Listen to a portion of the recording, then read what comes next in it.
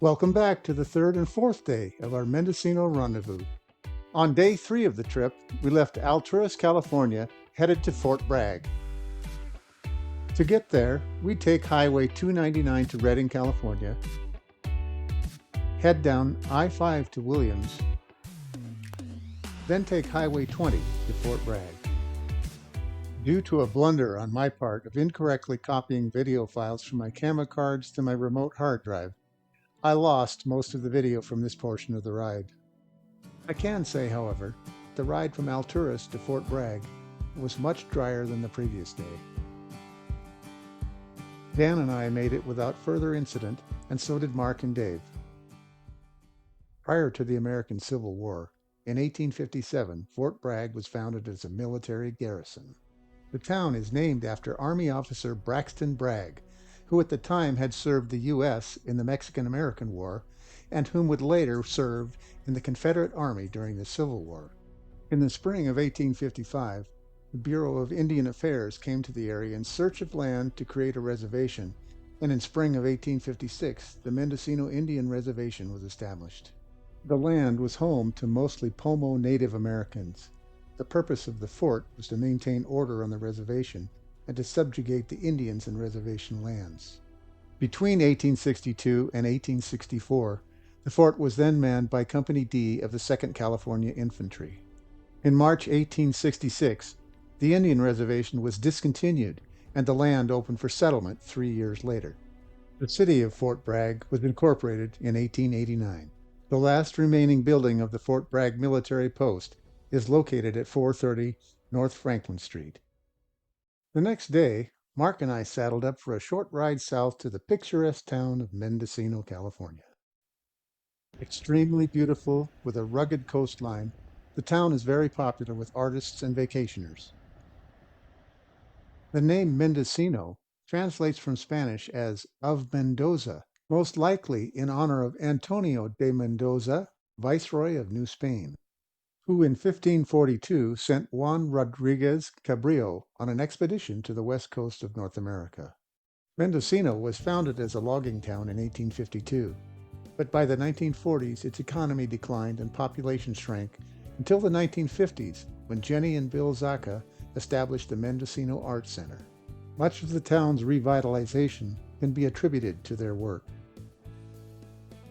I'd probably been past Mendocino at least twice in my lifetime, but oddly enough, never visited the town. So we took the short jaunt south from Fort Bragg to check it out. Rolling through the village, it truly does feel like an artsy place. The streets lined with older architecture housing lots of shops and eateries. We just had to check out the breathtaking view of the Mendocino coastline. While taking in the views over the Pacific and the flora on the cliff tops, we ran into an Asian mother and father who were visiting their daughter attending college. We snapped their photos for their memories, and in turn, they took ours. What a backdrop. From there, and under partly cloudy skies, we headed north on California Coast Highway 1. Mark had a loop route in mind that would take us up the coast, inland through Leggett, to Willits, and back to Fort Bragg.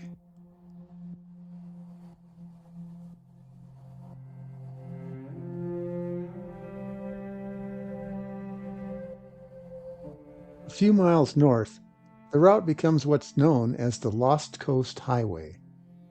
Too rugged for highway construction, the road turns inward through the forest, a marvelously winding road just right for a motorcycle ride.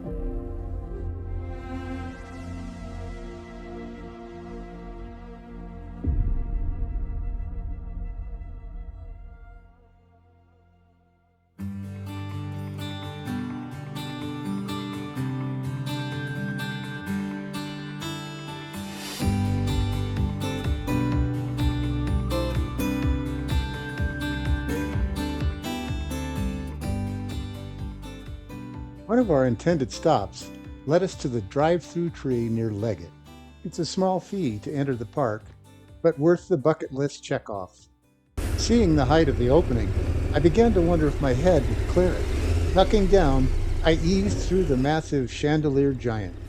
Mark followed suit, and as we parked, I noticed four BMW adventure bikes already there.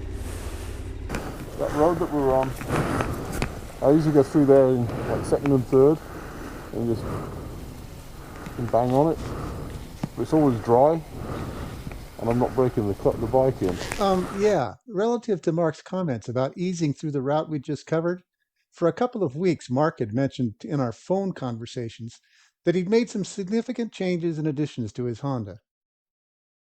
When we met up in Fort Bragg, those changes entailed swapping the Honda for a brand new Yamaha Super Tenere. Very tricky, brother. You got me.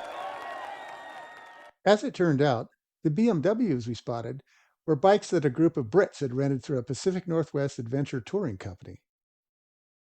They were on their way to Los Angeles to drop off the bikes and fly back home. We had a great conversation, exchanged information, and snapped a few photos.